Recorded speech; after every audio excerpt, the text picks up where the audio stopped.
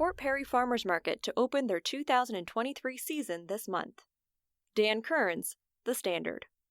Scugog. The Port Perry Farmers Market is set to return for another season, starting Saturday, May 20th.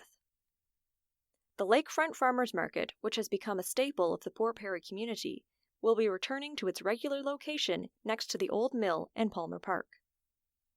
We enjoy the location. It's beautiful, new market manager Sam Boschel told councillors at a meeting in April. Last year, the farmers market welcomed over 16,900 visitors and gave out over 2,500 reusable grocery bags. I'm really excited to see what we can do for this year, Ms. Boschel said. This year, the farmers market is extending its hours of operation to close at 3 p.m. on Saturdays rather than at 2 p.m. This has been done just to accommodate some people who like to do brunch and get their coffees later. That way, you don't feel you're under a time crunch for 2 p.m., Ms. Boschel explained. The farmers market will end its season on October 7th. Kawartha Lakes and Scugog communities witnessed the coronation of King Charles. Dan Kearns, The Standard. Kawartha Lakes, Scugog. Recently, residents across Kawartha Lakes and Scugog Township celebrated the coronation of King Charles III. The coronation was held on Saturday, May 6th. Today, people across the country and around the world are celebrating the coronation of King Charles III, the first coronation of a Canadian head of state in over 7 decades, read a statement from Ontario Premier Doug Ford. Here in Ontario, people are marking this historic event with special ceremonies, concerts, and free admission to attractions and parks across the province. As the King officially takes on his new role, I have no doubt that he'll build on his mother's legacy of duty, service, and dedication to his people. On behalf of all Ontarians, I wish King Charles III and the Queen every success in their reign. Kawartha Lake City Hall in Lindsay was lit in royal green from Friday, May 5th, until Monday, May 8th, to mark the occasion. Kawartha Lakes is delighted to join in celebrating the coronation of King Charles III on May 6th. We're lighting up City Hall in royal emerald green lights this weekend, and I'm sure many will be tuning in to witness the ceremony. This historic event is a symbol of the enduring friendship between Canada and the United Kingdom. Congratulations to King Charles, and best wishes for a long and successful reign, read a statement from Mayor Doug Elmsley. At a meeting on Monday, May 8th, Scugog Mayor Wilma Watton commented on the coronation.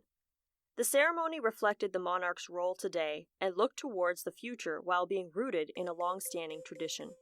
On behalf of the Township of Scugog Council, I would like to congratulate His Majesty on the coronation. Hike for Hospice coming to Port Perry next month. Dan Kearns, The Standard. Scugog. In less than a month, the annual Hike for Hospice fundraiser will return to Port Perry. This year, the annual fundraiser in support of the Uxbridge Hospice of Durham will be held on Sunday, June 4th. The event will begin at Palmer Park. Registration begins at 9 a.m., with the walk taking place at 10 a.m. At a meeting on Monday, May 8th, Megan McLeod, Uxbridge's communication coordinator, provided some information on the hospice and the event to Scugog Council members. The hospice offers a much-needed alternative to other care facilities, such as hospitals and retirement and seniors' homes.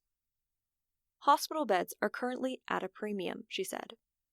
As you are aware, North Durham has seen quite a turnover with new people settling, leaving the city for a much quieter and engaged community. So, this year, we are focusing on community engagement. Last year, the Hike for Hospice raised over $100,000 and had over 200 participants. Ms. McLeod called the annual event the hospice's best fundraiser. Ms. McLeod challenged Scugog Township to register a team for the event and encouraged councillors to challenge neighboring municipalities to do the same.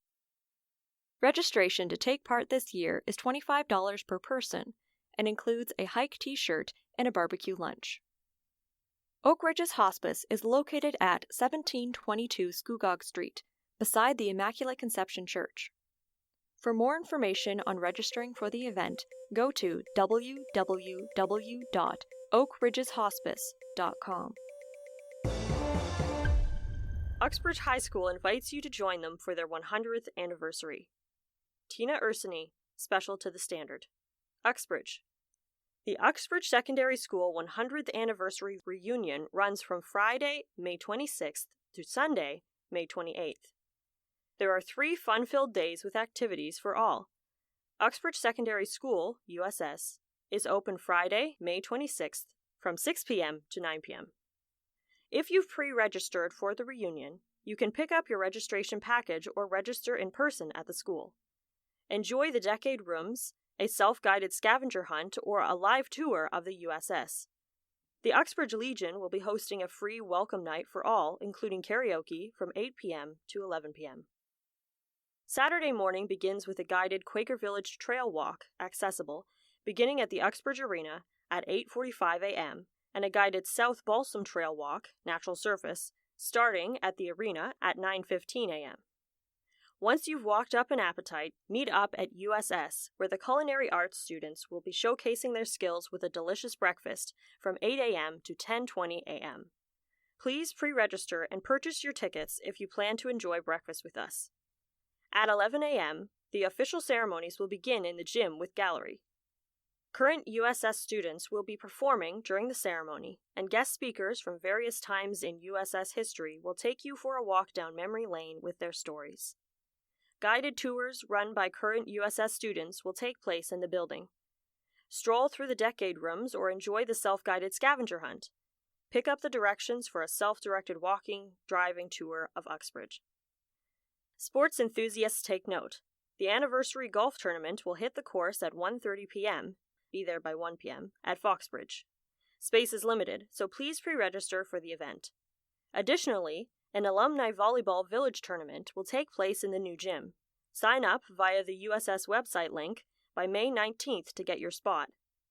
Take a stroll down Brock Street Saturday afternoon from 3:30 to 5:30 p.m. to check out Buskers, where current USS students and alumni will entertain. Tigers get ready to mingle on Saturday night, May 27th, with old and new friends at the 19-plus Saturday Night Social being held at Slabtown Cider Co., 4559 Concession 6 in Uxbridge. Enjoy a live performance by Julian Kelland from 7 p.m. to 8 p.m. to get the evening started, then dance to your favorite tunes under the stars or find a cozy place to catch up in the covered and heated tents. The licensed upscale casual party will run from 6 p.m. to 12 midnight and will have a selection of spirits, Second Wedge beer, and Slabtown cider for purchase. Don't feel like driving? No problem. We encourage attendees to take advantage of the courtesy ride on the Uxbridge Trolley, which will be ferrying guests between USS and Slabtown from 6 p.m. to 12 midnight. Pre-register online for the event by May 12th. The cost is $32, or you can pay $40 at the door. Payment at the door is cash only. On Sunday, a non-denominational Christian worship service will take place at USS from 10:30 to 11:30 a.m., sharing music, testimonies, and prayer. Former students, young and old, from various churches and Young Life are involved. To be part of the legacy by donating to the Legacy Award, please visit https://uxbridge.en/our-school/100th-anniversary.aspx. For more information on how to register and volunteer, please visit https://uxbridge.ss.ddSB.ca/en//our-school/100th-anniversary.aspx. Port Perry communities celebrate the unveiling of 2 Smilezones at local hospital. Dan Kearns, The Standard. Scugog. Dignitaries, charity, and local hospital representatives gathered at the Lakeridge Health Port Perry Hospital on Thursday, May 4th to unveil 2 new Smilezones. The Smilezones are in the Emergency Department, ED, and the New Life Center. A press release from Lakeridge Health explained what Smilezones are. Designed to create therapeutic and interactive spaces for children of all ages, Smilezones provide children and their families with comforting areas to enjoy while in the hospital. They are custom designed and backed by the notion every child deserves to smile, the motto of the Smilezone Foundation, the press release stated. At Port Perry Hospital, the New Life Center is now home to vibrant murals and new whiteboards which showcase newborn photos from throughout the years, with added space for the years to come. In the ED, beautiful murals and a multilingual sign welcomes visitors as they come in. In addition, 2 new iPad stations were installed, equipped with interactive games for children and their families to use while waiting. Lakeridge Health Chief Financial Officer, CFO, Christopher Squire, talked about how these Smile Zones will benefit patients. As many of you can imagine, or perhaps have even experienced yourselves, coming to the hospital can be overwhelming and uncomfortable for both children and adults, he said. The addition of scenes of nature and lovely painted murals may help to provide a sense of calm and comfort to many patients. The new Smile Zones in our emergency department and New Life Center are designed to be therapeutic and interactive spaces. These Smile Zones were made possible by a donation from local residents Gilbert Key and Kathy Perna to the Smile Zone Foundation.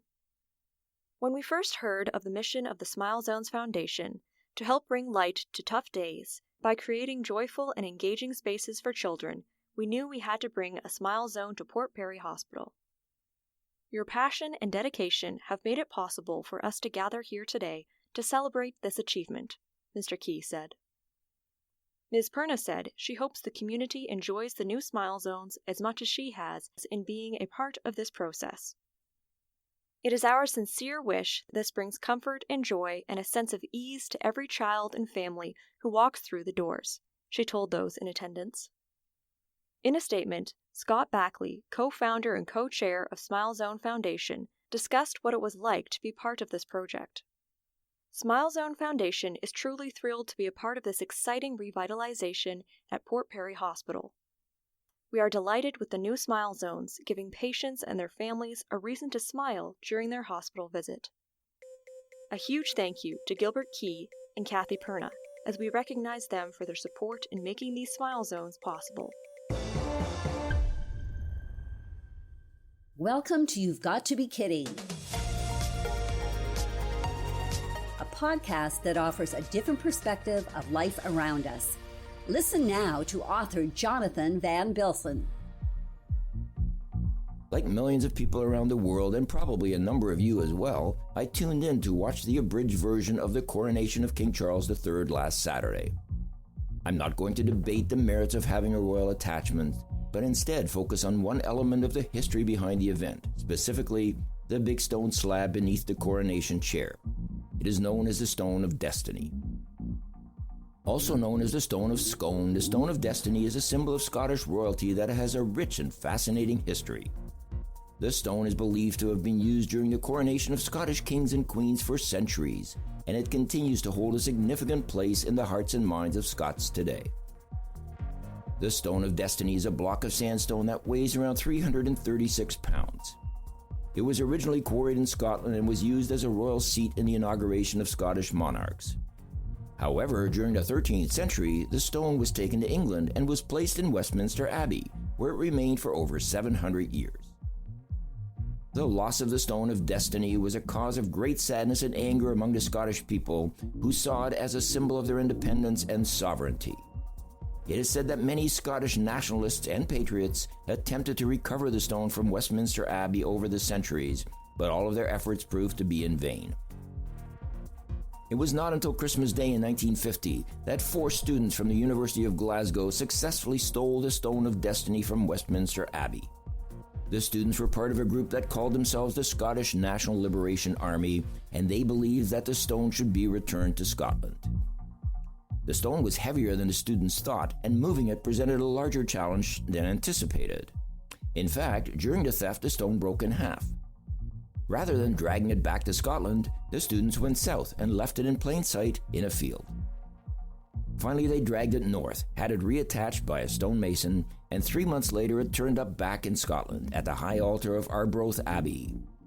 It was eventually recovered by the authorities, but fear of a Scottish rebellion prevented the police from prosecuting any of the students. You might say they got off scot-free. The stone went back to England, but Scottish uproar convinced the authorities to return it to Scotland in 1996, a momentous occasion for the Scottish people. It was installed in Edinburgh Castle, where it remains to this day. The installation ceremony was attended by Queen Elizabeth II, who expressed her understanding of the importance of the stone to the Scottish people. The symbolism of the Stone of Destiny has been celebrated in Scottish folklore and popular culture for many years. It is often associated with myths and legends about Scottish kings and queens, and it's said to have the power to bring good luck and prosperity to those who possess it. The one condition of the return was the stone had to be shipped off to England for every coronation. When you see King Charles sitting on the old throne, crown on his head, orb in his one hand, scepter in another, check out the Stone of Destiny underneath the seat of the throne. I'm Jonathan van Bilsen, and this is You've Got to Be Kidding. You've Got to Be Kidding was presented by X4 Media with permission from the Standard Media Group. We endeavor to make all information contained in this program as accurate as possible at production time. X4 Media and the Standard Media Group are not responsible for any liabilities resulting from information contained in this program. For more information, please visit x4media.ca.